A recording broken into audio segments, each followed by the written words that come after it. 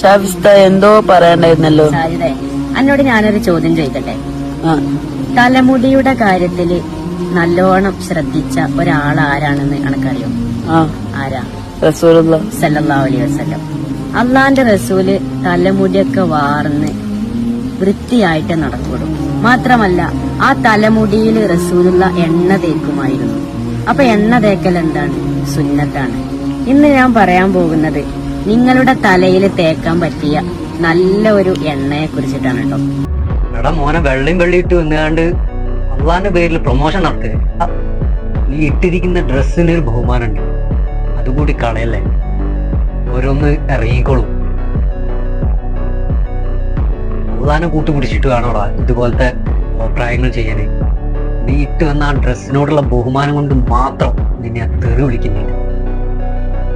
എടാ മോനെ, ഈ പ്രൊമോഷൻ ചെയ്തോ? എന്തിനാടാ അള്ളാനെ കൂട്ടുപിടിക്കുന്നേ? കഷ്ടം തന്നെ.